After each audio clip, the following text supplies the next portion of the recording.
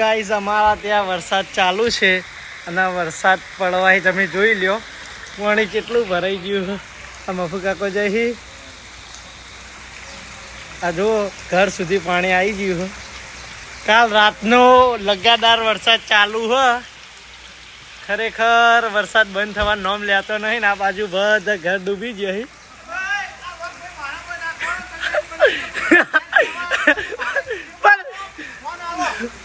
પણ તમે પેલા આયા નહીં યાર એટલે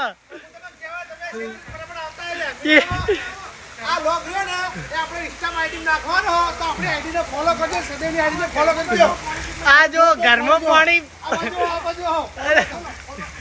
અંદર બેસી જા. પેલી બાજુ જો બધી ખુરશીઓને ડૂબી રહી.